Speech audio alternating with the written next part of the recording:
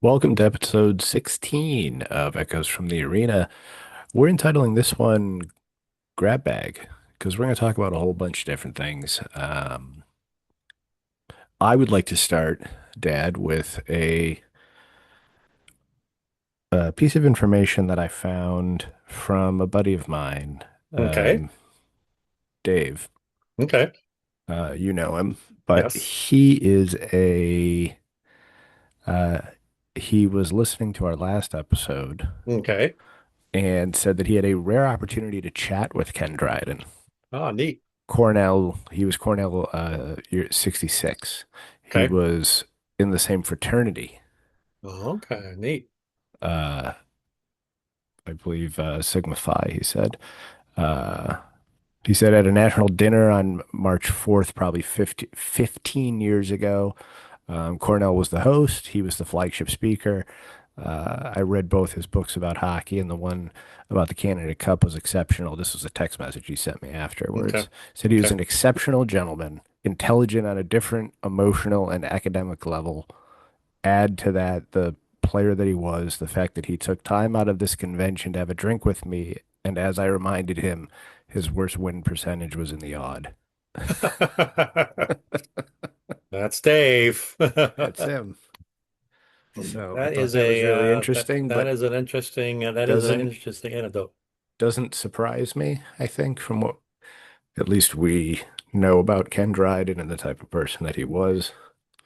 Well, Um, Very thoughtful man. yeah, I think the persona which I think we tried to portray in the last episode. I think Dave Captured kind of it in a well, moment. he kind of got it in the moment and corroborated, you know, What we talked about. what we talked about, what we thought. So Mhm. that's good to know. That's neat. Yeah. So this is just for reference, folks. This is September 21st. We were taping on a Sunday during some football, although the 4 o'clock games have been kind of.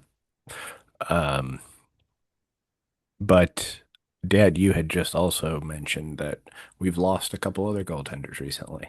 Yeah, last week we lost Ed Giacomin, who was the starting goalie for the New York Rangers, around the same time as Ken Dryden, who was Mhm. starring for the Montreal Canadiens.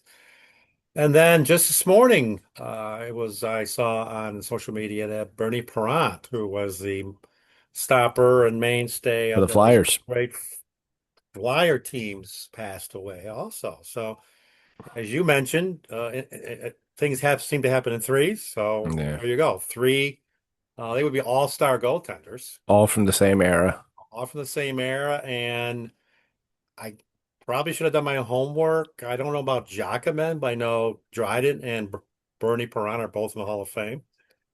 Hmm. Giacomin most likely is in the Hall of Fame. Don't know. So yeah, I'm not 100% sure of that. But I noticed that you called Bernie Perrant the goaltender of the Flyers team and not the hockey team because they yeah, didn't really play hockey back then. no. They were Yeah, doing they something else. were definitely the Broad Street Bullies. They were Yeah. definitely a ragtag outfit of some very good players. So we wanted to, there was a few things we wanted to touch on. We thought about doing some shorts, and I can rip some of these down into reels, but we kind of felt like we were shortchanging some of the topics that we were going to talk about. So, Dad, where do you want to start today? Let's start with the yeah, a little bit of about the Ryder Cup, since the Yeah, Ryder Cup Ryder will Cup's about to start commence on Friday of this week mhm, in at Bethpage Black in New on York Long State. Island in New York State, and the competition dates back to 1921. So in 1921, and then again in Mhm. 1926, there was a friendly competition between British and American golfers.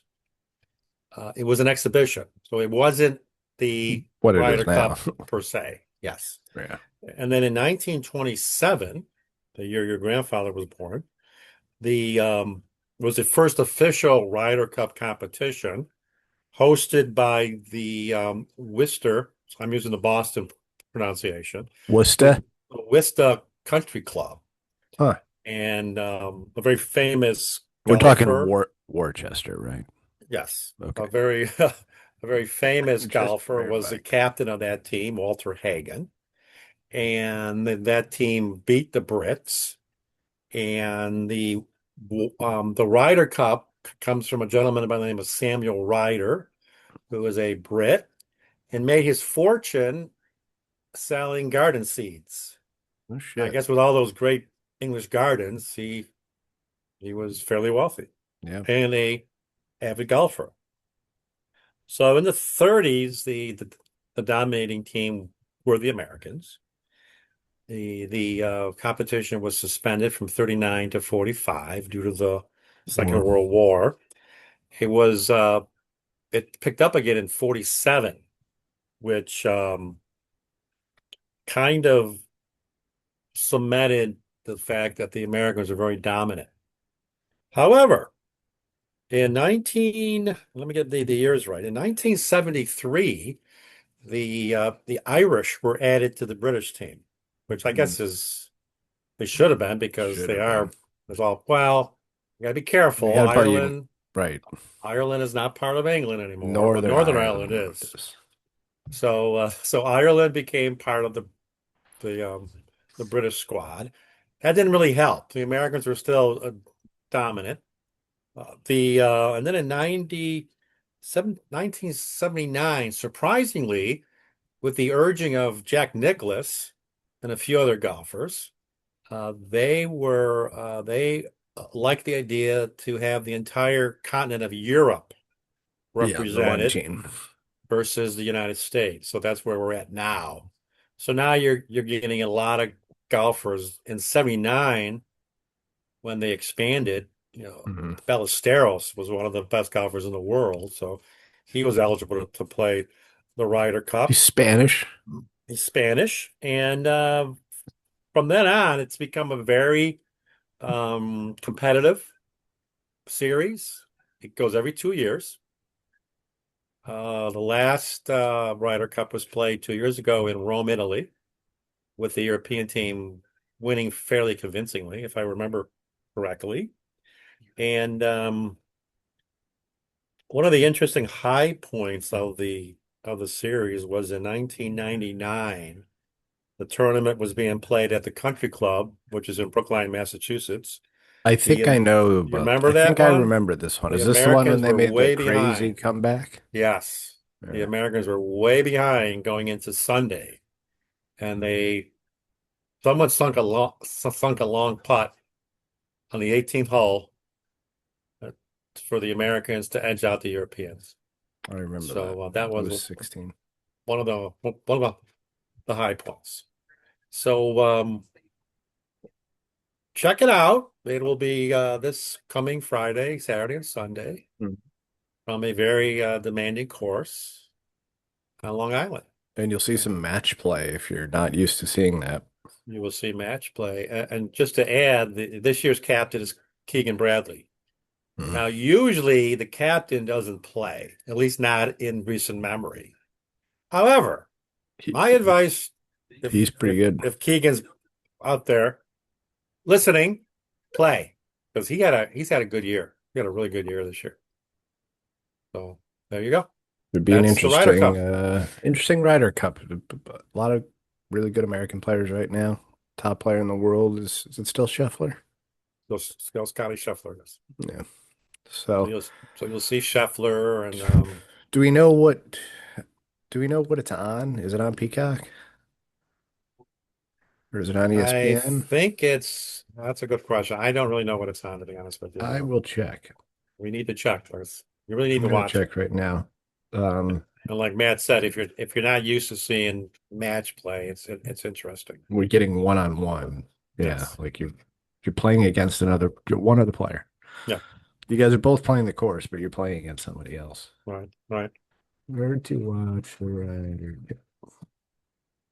And I think there's what is there? There's four ball, there's best ball, I think. So it's all a combination of the various games that can be played. But it's a fun competition. Well, I shouldn't say it's fun. These guys want to win. It's Yeah. very the bragging rights are very important. So Peacock will offer extensive streaming options online. It'll be between NBC and USA, with USA airing the first day of matches on Friday and NBC taking over for the final 2 days of play on the weekend. Hmm, good. Okay, So great. I'll get to see pretty much everything. Keep that in mind. Um, Another thing we wanted to discuss, and I'll take this one, was the retiring of Lee Corso off of College Game Day. He has been a staple of college football for my entire life. Um, well, actually, nearly my entire life. He joined ESPN in 1987 as part of the original College Game Day crew. You were 4 years old. Okay. I was four. You're Yeah. four, yes. And before I get into that, I would like to know who was the original 1987 College Game Day crew, because that Hmm. might be interesting. Any I don't idea? even know. I have no idea. Oh, Going back. I do recognize all three names. It's probably is it a since re retired ESPN? I don't know. Tim Brando was the host, Okay. I do remember Tim Brando. I do and he remember still Tim does Brando. March Madness. Still doing games too. Yeah, he's still And doing games. analysts were Beano Cook and Lee Corso. I should remember Beano Cook. Yes. Beano, Anyone named yes. after a gas medication, you got to remember that. Yeah, Beano Cook. Yes. Remember Beano. Beano was on everything back in the day. So Lee was a beloved figure, as far as American college football has been concerned. I always found him to be pretty entertaining. Didn't always agree with his choices as far as the games were concerned, but he clearly had a love for college football that really came out, I think, in the way that he reacted with the crowd, reacted with his peers and stuff. He was born on August 7th, 1935, which makes him Okay. 90. So Wow. yeah, he Yeah. was ready to retire in Cicero, Illinois. He played college football at Florida State University, where he played quarterback and cornerback. Do you know his nickname, Dad? I did not. No, I do not. Well, they shortened it down for the show. Remember they used to call him Scooter? Oh, yes. Yes. That was his Well, his nickname. nickname was Sunshine Scooter Oh, Sunshine Scooter. for his speed on the field, and he held the Florida State career interception record Wow. for over 20 years. He had 14 career interceptions. His coaching career started at Florida State in 1958 as a graduate assistant. His first head coaching role, I should say, was 1969 at Louisville. From 69 to 72, he was there. He won two Missouri Valley Conference titles. Remember, this is well before the BCS, well before all these conferences kind of mashed into a few big conferences. So Right. Right. Yeah. you had a lot of conferences and maybe a little more parity amongst the conferences. Then he went on to coach at Indiana, 1973 to 1982. He was known for building competitive programs despite underdog status. Remember Indiana was not a football power. They were a basketball power at this basketball. time. Yes. I remember him in Indiana because that was what years? What years was he at Indiana? 73 to 82. Okay. Okay. Yeah, I remember because that would have been when the dominant teams were coached by Bo Schembechler Hmm. at Michigan and Woody Hayes at Ohio State. So those are the two dominant schools that really dominated that conference. Yeah, So poor Indiana was kind of, yeah, poor Indiana they were in. was left out there. It was rough for them. But Um, yeah, I remember that. then in 1984, he coached at Northern Illinois, and then he got a job in '85 coaching in an upstart football league called the USFL.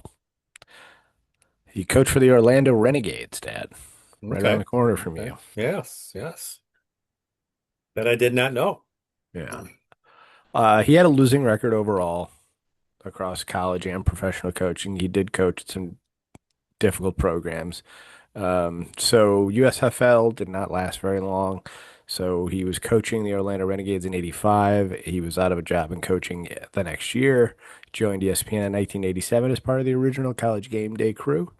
Um, if you're not familiar with who he is, just look up College Game Day highlights of somebody donning mascot headgear. That's who it is. That's who it Yes. is. I remember the Florida Gator one. Remember the Florida Gator headgear. Oh, I mean, I remember all of them. I think I remember the Nebraska Cornhusker. I I just love the idea. I was trying to explain to my fiance like what that's like. Like wherever they're doing college game day, that's always the last game they pick, and he Mm-hmm. signifies his pick by donning the head of the mascot of the team he thinks is going to win. Um, an interesting fact that you and I, or a thing that you and I might find interesting. Son of Italian immigrants, Okay. Yep. earned both a bachelor's and master's degrees in education. Oh, okay. From Florida State. Yes. And I told you this the other day, but roommate of Burt Reynolds at Florida State, which makes sense considering Burt Reynolds was the running back and not a slouch running back No, he was good running. He was good. either. He was a very good ball player. Very good ball player. He also, I remember Corso said something very interesting. Kind of, it's kind of obvious, but I think when someone of his stature says it, it kind of hits home. I remember back when Miami, the University of Miami was dominant, Hmm. maybe the Jimmy Johnson days and what have you. He was saying he was The commenting first on U, the first U. He was commenting on a game, and he was saying how if you have superior talent, and in Miami's case, it was not just size, but it was speed. And he said if you had superior talent, you would win approximately 80% of the time, which is probably true. that's probably right. And I think it does factor in with college because of the inequity of Mm. the program. So The interesting, spectrum of interesting. talent from the Yeah, worst team to the best team is so exactly. much wider than it is Exactly. in the NFL because it's college, more Yes, teams. exactly. And I would be remiss if I didn't bring up his catchphrase of Mhm. "Not so fast, my friend." Yes. Not so That fast. I'll was try to find some clips of him saying that, but yeah, we got to put that on our Facebook I page. love that. I Not so love it. fast. You always have the pencil. I have a pen, Yeah, the granted. You don't have pencil, any yeah, the pencil out. pencil, yes. But yeah, he was a character. He was one of football's great characters. I would put him right up there with as far as characters with Lou Holtz, I like who him was better than Lou, though. He's less obnoxious. yeah, yeah. No, I like him better than Lou. Uh, but he was a true character. And yeah, great for college football, and he's going to be Hmm. missed on game day. Game I on enjoyed game day, having yeah. him. I really Yeah. did. Enjoyed seeing him all those years. But So let's move on to something that we have a personal connection to, which yes. is well, I'll let you. I don't want to step on it. Well, sadly, again, we're talking. We're just talking about goalies who are Ken passing Dryden away. passing away, goalies passing away. We also Um, lost a we lost a beloved American actor, we lost an actor, and an I said icon. he's an icon. He was an icon. I had the pleasure of meeting him um, with your aunt. So I Your was gonna aunt's. say I think we have 1 degree of separation from Robert Redford. Yes, your aunt's very first job out of Syracuse University, where she was a film major. Hmm. She graduated. She came back home to the Buffalo area, and that summer they were hiring for a movie they were shooting in Buffalo, mainly in Buffalo. The majority of the exteriors were shot in Buffalo, called The Hmm. Natural, which I'm sure a lot of us have seen the movie. I believe it was 1982 or 83. I'll check it in a minute, but No, go ahead, keep going. I'll these find it. years kind of compress upon each other. Hmm. But I remember driving her down to the Maston Armory, which the production company was using as an office, and her funny story. Um, I'm, we walk in. My sister says she has an appointment appointment with the producer. Hmm. I forget the producer's name, but I'm sitting there in in the waiting room, and there's young guys running back and forth, very California. The blonde hair, the sunglasses, the Fila tennis shirt, khakis. So he's running around and he goes into an office and he disappears. And about 10 minutes later, my sister comes out and she says, I got the job as a production assistant. I said, oh, that's fantastic. It's fantastic. I said, yeah, I noticed this as we were walking out to the car. I said, yeah, this young guy in a Fila shirt and khakis is running around. He must be a gopher. And she looks at me and says, that's the producer who hired me. I said, oh, okay, His name okay. his name was Mark Johnson. Mark Johnson, yes, thank you. And he went on to produce Rain Man and a lot of Barry Levinson's other films. So he's a very He was well-known very producer. instrumental in bringing Bernard Malamud's novel to the screen, working alongside director Barry Levinson and star-studded cast led by Robert Redford. It was Yes. also the first film produced by TriStar Pictures. Oh, was it? Okay. I did not know Yeah. that. I did not know that. Do you have the year there? Was it It 82? was released in 84, so I Okay. imagine So it it was made in was 82, 83. 83. 83. It's 83. Well, yeah, she would have just graduated and I was at her graduation, Yeah, wasn't it? you were at a graduation. So it would The have been day I was 83. there, this is how interesting the film business is. The day I was on the set, we came into the stadium. Hmm. Now I'd been to War Memorial Stadium many times. Now, this is for people that don't know, War Memorial Stadium is where the Bills played before they were at the Ralph or Highmark Stadium now. Exactly. It's uh, downtown, right? It's Yeah, it's on Jefferson Avenue, mhm. Jefferson and Best on the east side. Yep. It is now a it is now a football field, soccer field, used by the Buffalo City High Schools Yeah, I think and the I've been rec there leagues. once since, It's not far from Canisius, where you went to grad school. right? Yeah. But it was affectionately known as the old rock pile because it was built during it was part of the WPA Oh, New Deal New project. Deal projects. The but Basically, the beautification of America, exactly. right? WPA. Yes. Yeah, It exactly. was Yeah. people that you could. I would like to just do a quick offshoot on this because the WPA is so interesting from a historical perspective. That was the idea where you could get a job with the government. Stop me if any of this is wrong. You Right, get a right. job with the government, basically going across the country, fixing and updating and beautifying different public works projects. Yes, exactly. Yes, they built bridges, they built roads, they built civic arenas, Mhm. parks. Uh, I just well, The you and I have talked. infrastructure that we see today is from the It's from WPA the WPA. That's and why requires it does need appropriate care. care, Yes. but Um, that's discussion for another but time. you and I were talking. You and I have talked about this over the years, and I think we both in agreement. Since I am a big fan of the Roosevelts, I think both Teddy and Franklin did a remarkable job as far as being a leader, as Mhm. far as taking the country. Not so much Teddy, but certainly, Franklin had to deal with not only the Great Depression, had to deal with World War II, Mhm. and he did it admirably. I thought personally, I think the New Deal was ingenious, Yeah.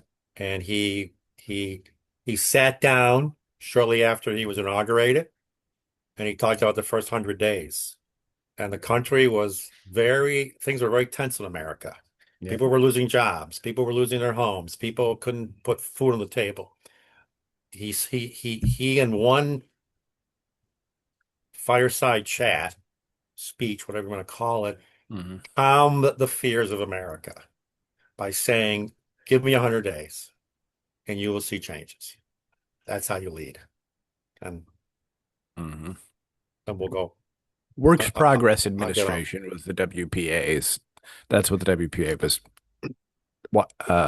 Why it was called the WPA? Yeah, they had the WP and they had the CCC, the Civilian Civilian Conservation Conservation Corps. Corps, which was for younger people. Yep, focused on environmental conservation, planting trees, building trails, improving national parks. For the WPA was more building roads, bridges, schools, parks, airports. There was the PWA. I could go on forever Yeah, on there this, was but let's the, go back to so let's let's jump back to Robert so Redford. so let me go back to as I was saying, the day I was there on the Oh, set. um this was because we you had brought up the stadium, the rock pile. that's the rock. That's right. That's right. I wanted to talk about the rock pile. So anyway, I've been to many games in the rock pile, both Bills games and the Buffalo Bison games. Buffalo Bisons are a AAA team in Buffalo. They used Mhm. to play at War Memorial Stadium. Um, but I remember as a kid going there, and it was, it was your typical 1960-ish stadium. But when I walked into that stadium in '83, after the set designers and people got done preparing it to look like a 1930s era stadium, I it was like I was That's what it walking through was. a time portal. It had how in the old ballparks they have the big signage Yeah. and everything about, and it was remarkable. I had stepped back in You time. It mean was like phenomenal. in Fenway, like the Jimmy Fund, Yeah, like the yeah, big stuff out yeah. in the But they used to outfield? have that. They used to have things like the. I can remember, for example, in the Yankee Stadium, they had the Rheingold beer sign out in center field. It was just a bygone era, but it was there. There it was. So that was kind of neat. Yeah. But the day I was there, they were simply shooting a scene where Robert Redford would hit the ball to the second baseman. He'd run to first. Some guy who's playing the second Yeah. baseman on another And team. and first, like we were talking the other night, they brought out his double to set the lighting and everything, and Hmm. the camera angles and what have you, and then do a walkthrough. And then Robert Redford was asked to come out, and he came out, hit the ball. If you've seen the movie, that is his swing. That is not anybody. That's not somebody else. He had a natural swing. He had a very And good as swing. as Um, I learned in the um, studying for this episode, and you also told me he played at University of Colorado for a year. yes, yes, he got a scholarship for played baseball at Santa Monica High School. Teammate of Hall of Famer Don Drysdale. What? Yeah, I it was didn't know that. Don Drysdale and him both played for Santa Monica High. At the same time. At the same time, they were That's both funny. members of the senior class. There was a yearbook picture. They were side by side, and went to Colorado. Played for a year and a half. Had some issues, but chose another direction, and I guess that was the right choice Probably the right move. because he became an American icon. But got a You chance to were meet him, and he was a very genuine person. He took time to talk to me. He took time to. It was just nice. It was neat. So a really great memories. Just a little bit about the film. I just wanted to talk a little bit about it. This I did not know, so hmm it was very interesting. Uh, Bernard Malamud's book was written in 1952. Yep. It has a dark ending, and it's based actually on two true events.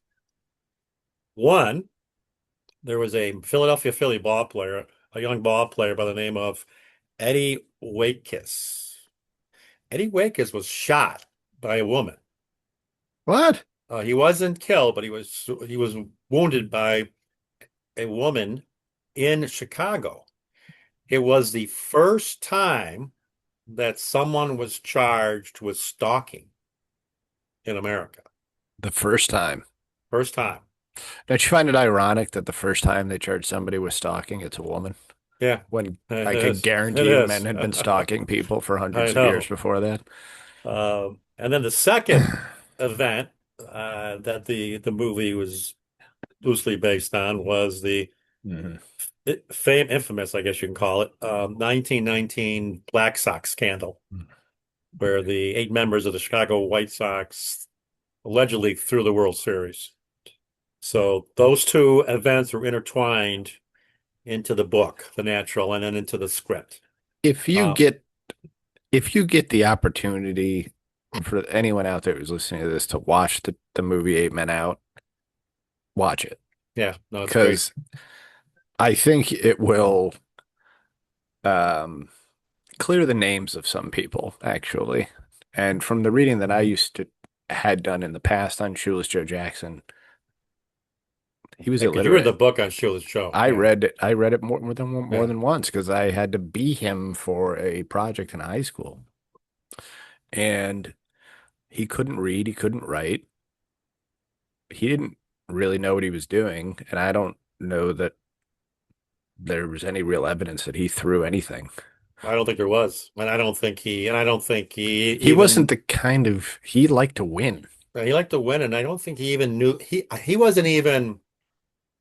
This is not a way of saying that he was not a dumb man. He just was not an educated He man, just wasn't educated. and Yeah. he really didn't know the ramifications of what was going on. Hmm. And so I agree with you. The other player who I'm convinced in doing some other reading and research, although he was caught up in it, but he claimed he never had any intention of throwing anything. I don't know if he took the money. I don't think he ever got the money.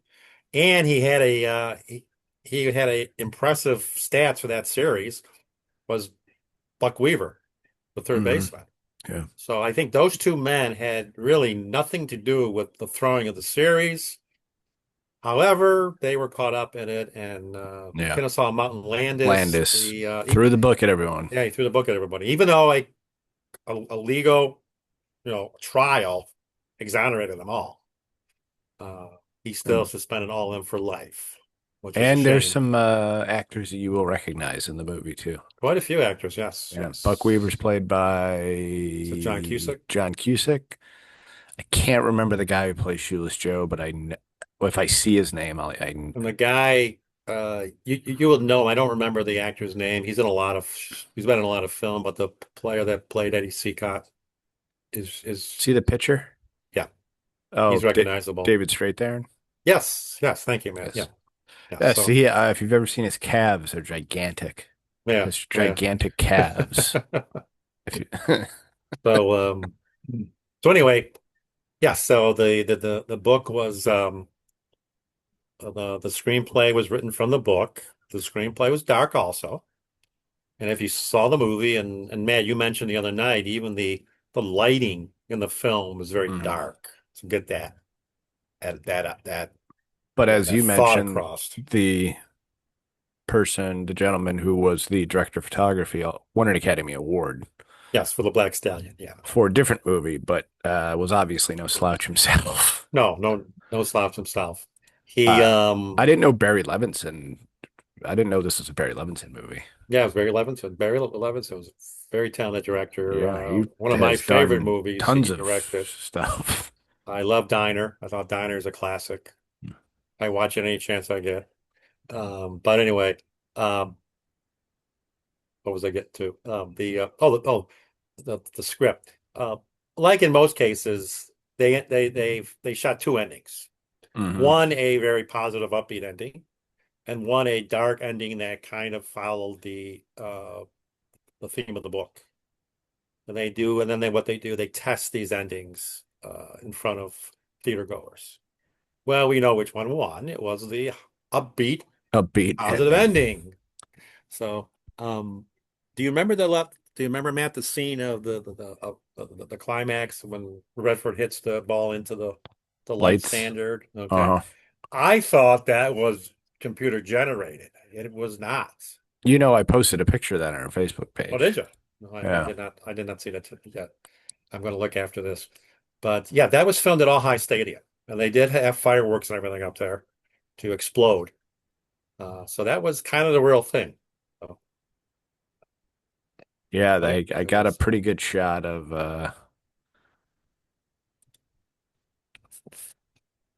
I had actually posted some of this information, but I got a really good shot. Unfortunately, it's a GIF or GIF. I don't want to offend anyone.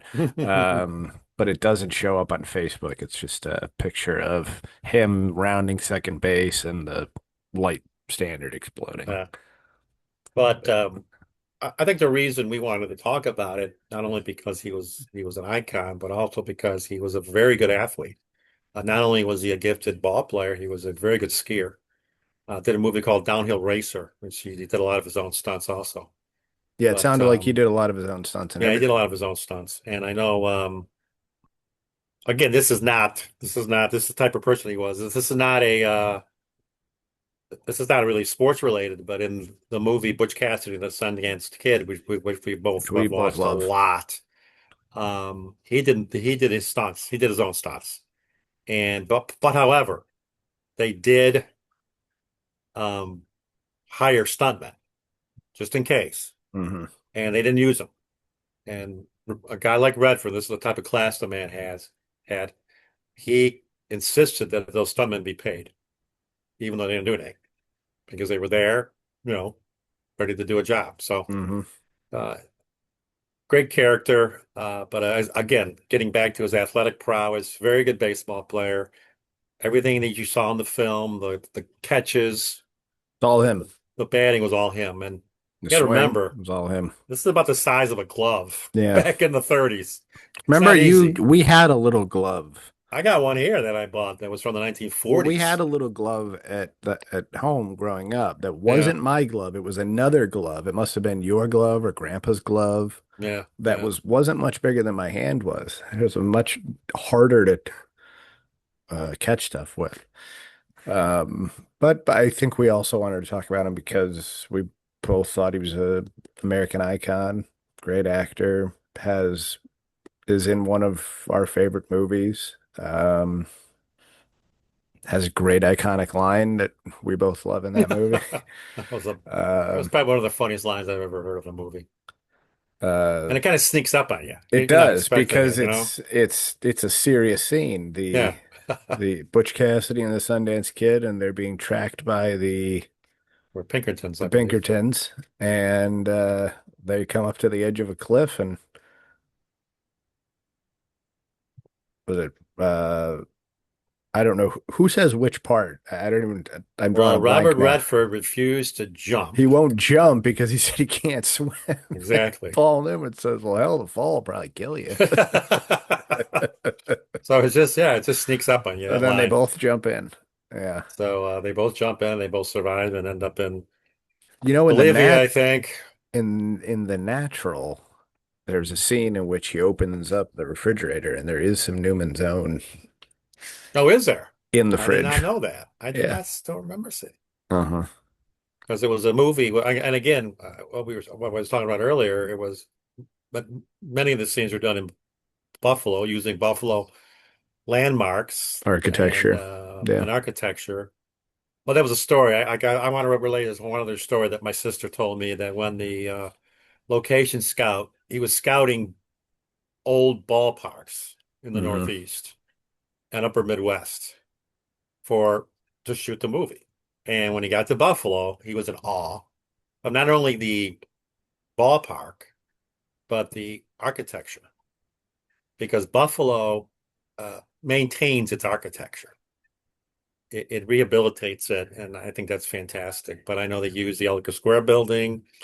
Would like them to find a use for the central terminal. Yeah, the central. Well, they use central terminals. It's not. I hear somebody remodeling that, or I don't know. I've I been keep in hearing they there. are. I've been in there maybe It's not a eight remodel. It's more of a store eight to restoring 10 it. years ago, and the main area is cleaned up and is used for, you know, not conventions. It was like a beer, there was like a beer event there where they had a bunch of breweries Mm. and stuff, but still a lot of work could be done on that building. But uh I had a similar reaction that I saw from a musician that I used to follow a lot. His name is Mike Doughty. He used to be the lead singer of Soul Coughing, and now he has a solo project that, although I believe the band may have gotten back together, but anyway, he was playing Lafayette Square, and had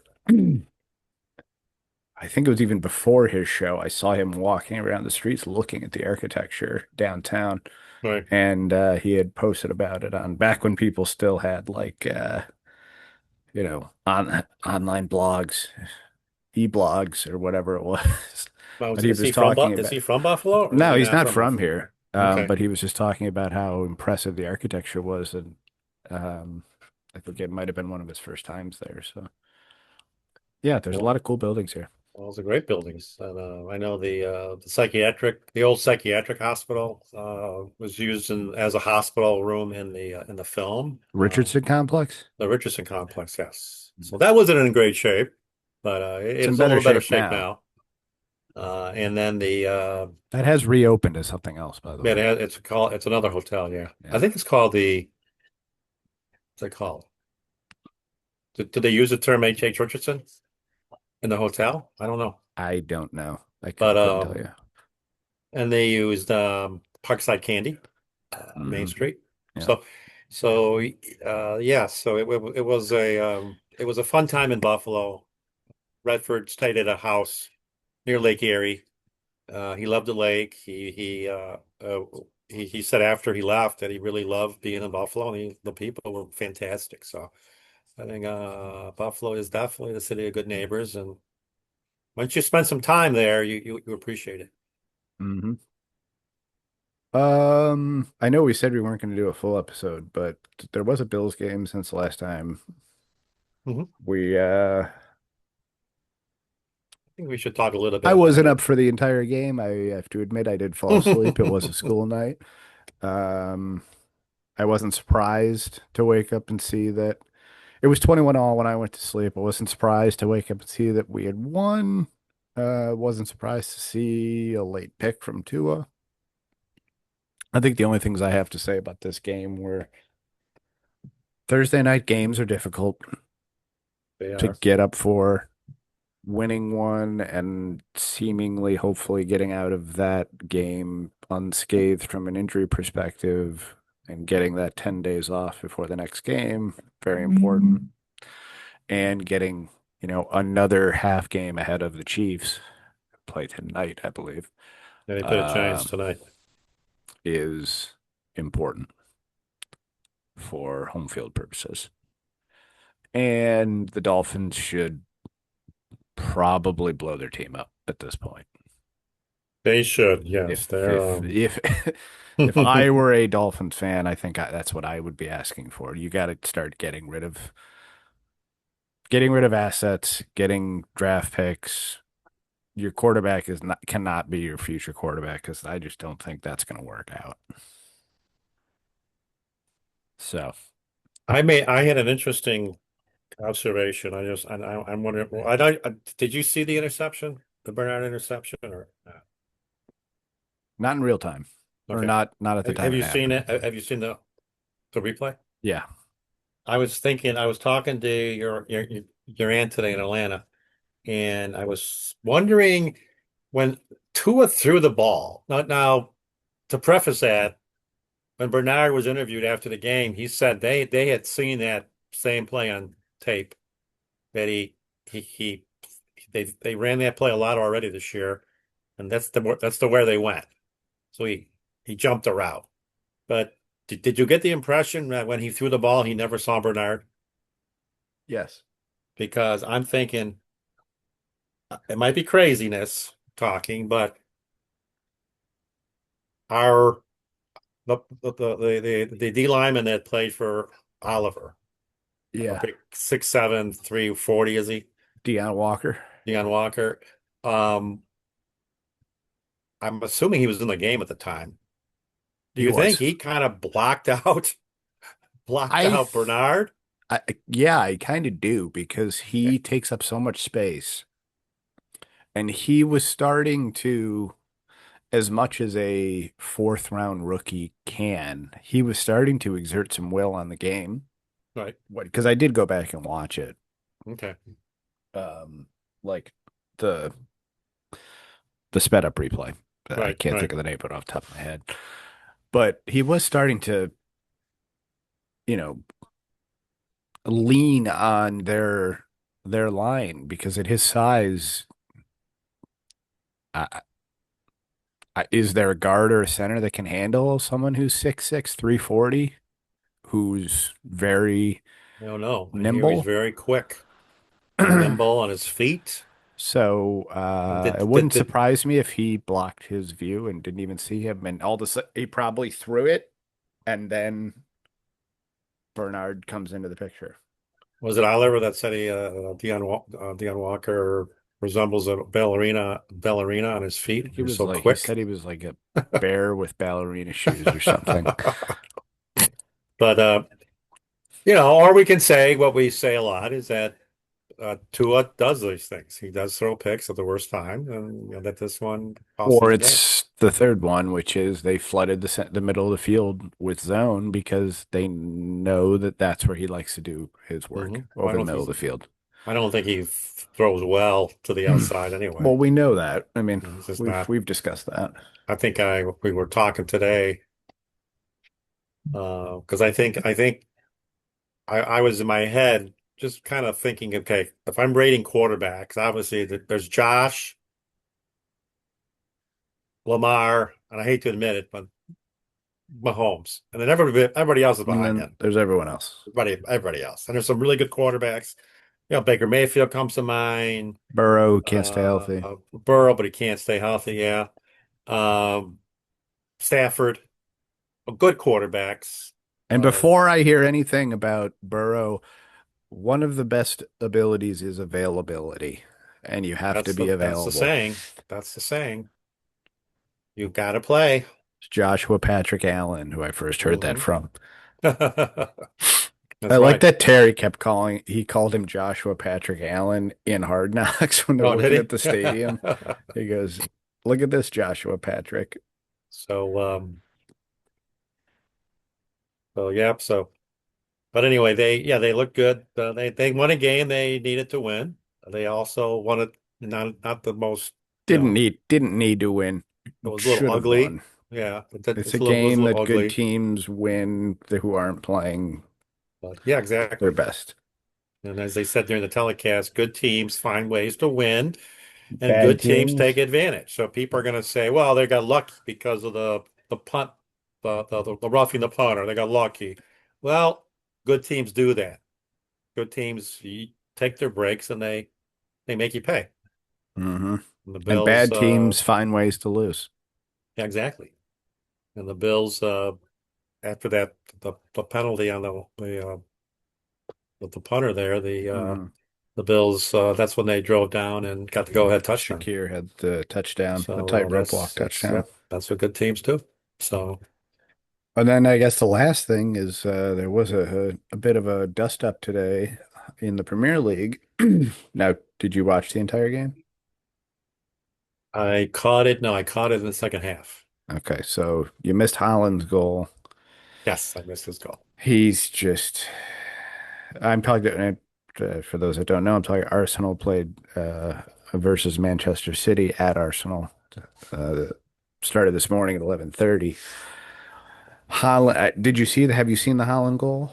You'll have I to did not go see it. back No, and I didn't see see the it replay. No. because he does that thing that I don't know how you defend against it. The ball's in the middle, the ball's close to the final third, which would be in Man City's end, Hmm. and it's just kind of bouncing around, and it pops out, and Gabriel is caught kind of flat-footed. And Holland sees it and he does that shit where he puts his head down and he just runs. Yeah. Yeah. And we're talking like he runs 2/3 of the field, Yeah. just Yeah. head down, just chugging. And it annoys the shit out of me, but I gotta respect it because he went and he got open. He beat everyone else down the field. Had a little bit of a heavy touch on the pass, but was able to slot it home. And I thought that was going to be it until Martinelli had his Yeah. moment of brilliance. Nice, That's what the beautiful goal. outside of the foot too. Yeah. Yeah. That was a Outside of the beautiful goal. foot, pops it over his head. And he knew it. He just put it there. It's just like hitting a 9-iron or a Like, wedge onto the yeah, green. I'm just gonna He knock just it. popped it high enough to get over the head of with enough pace to, their goalie, yeah, and with enough pace for it to roll into the goal. Gigi Donnarumma, who Great is touch. a Yes. physical absolute freak. So today, I always kind of watch my Italian brethren Yeah, there, he's been Calafiori. he's been very good. He is also, I know I told you last week, I didn't know he was that big initially, Hmm. but when he was standing next to um, Harlan, he's not that much smaller than he is. He's a big He's height man. wise, mass wise. Yeah, Harlan has, let's face it, Holland's he's he's a, bigger than everybody he's a for the Viking. most part. Let's just face it, he's a fucking Viking. But, I but, said he took his shirt off at the end of the game and gave it to some little girl, and I go, "Does he have an axe on him?"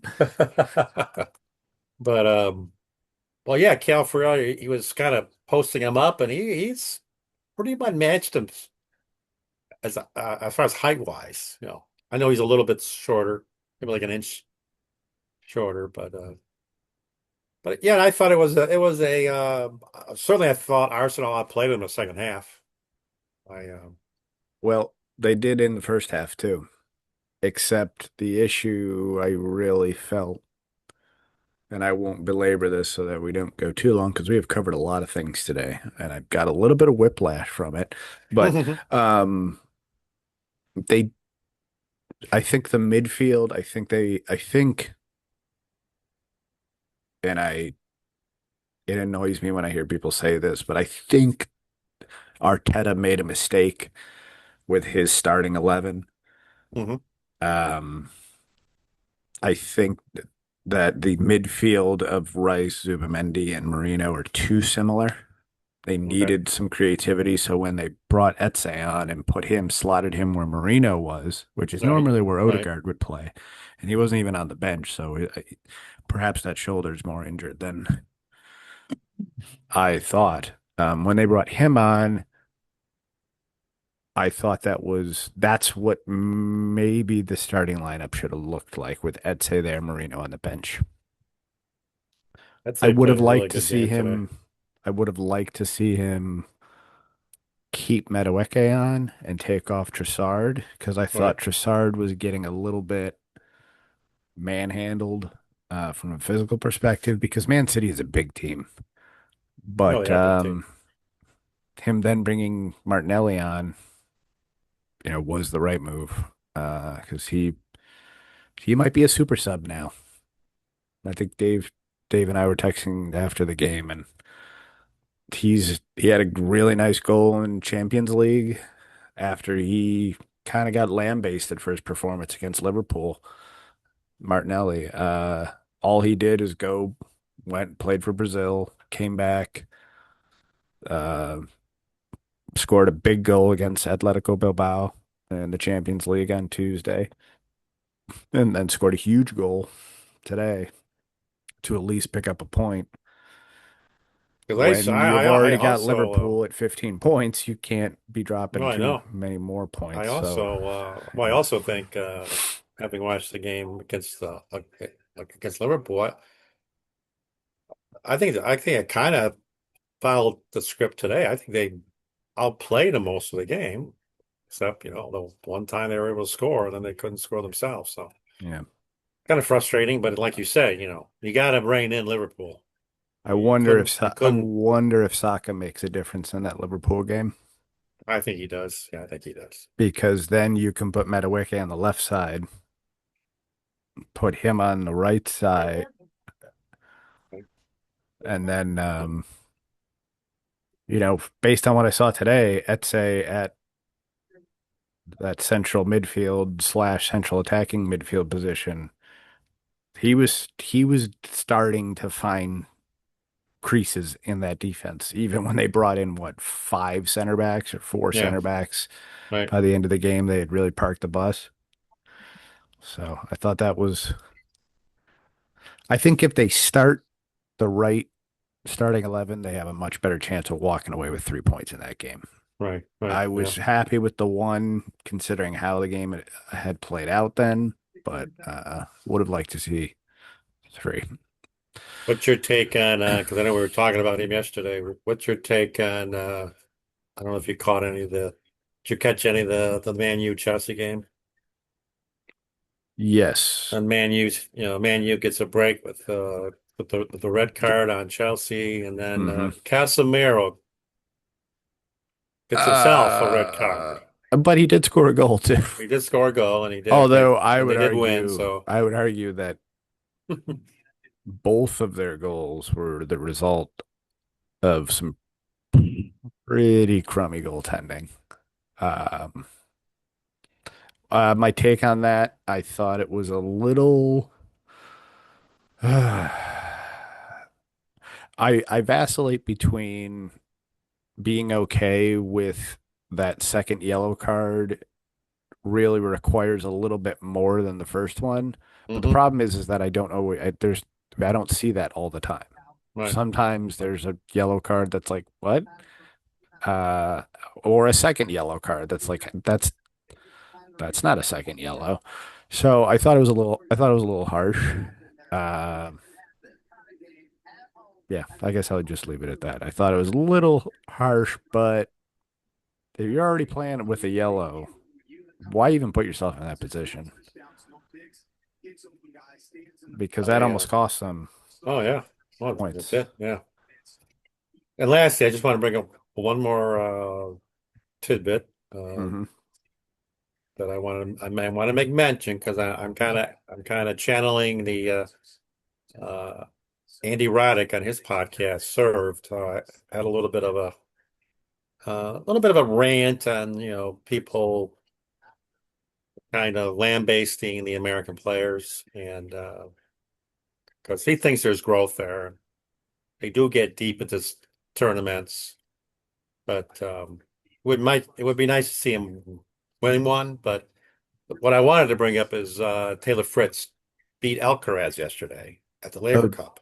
did he? So yes, and he I looked did not really know that. good, played really well, Hmm. served well, and really had Alcaraz. I assumed you were talking about tennis, but I wasn't sure. Yeah, yeah, yeah. I am. That's tennis. Oh, but Now, whether they'll win the Labor Cup, because the Americans are part of the rest of the world versus but the European team, that's an important but that's an important win. Yes, result. yes, because now he's got it in his head.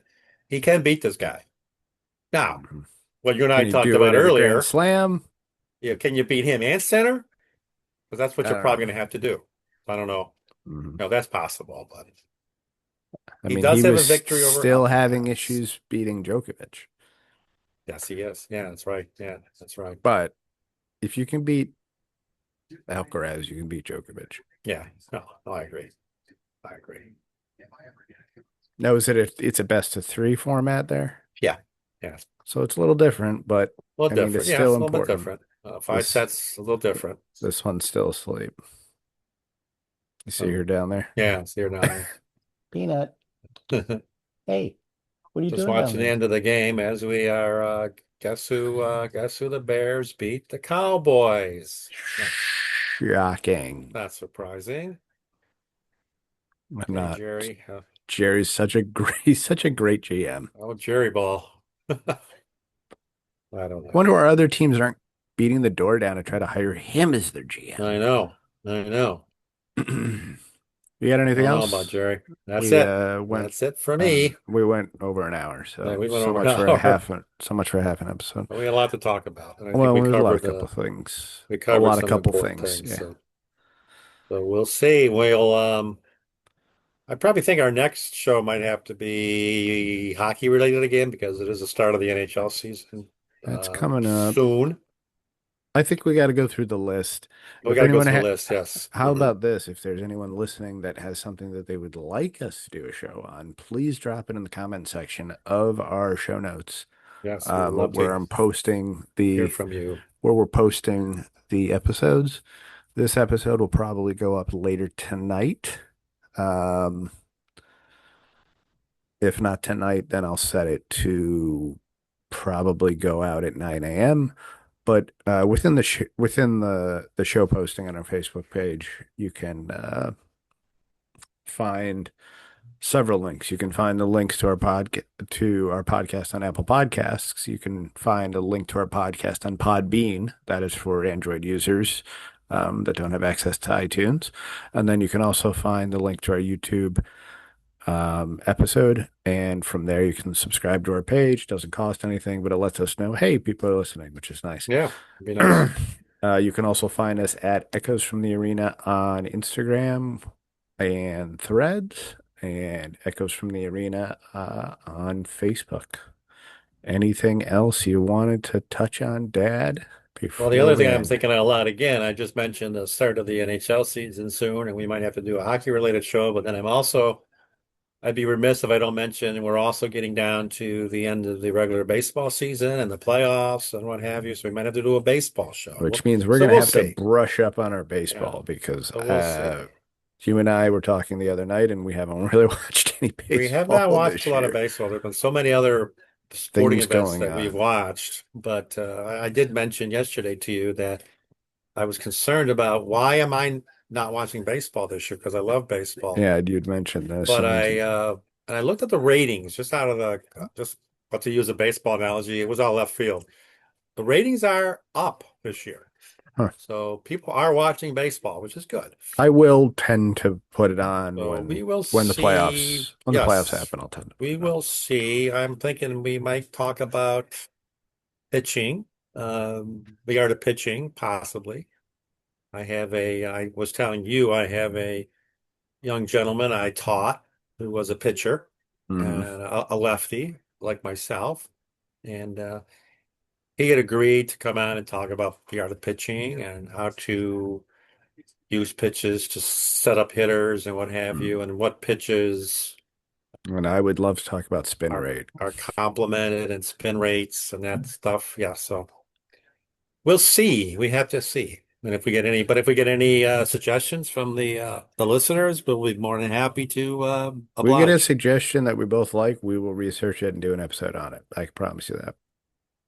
So, for Greg, this is Matt signing off for this evening on Echoes from the Arena. Have a good night. Good night.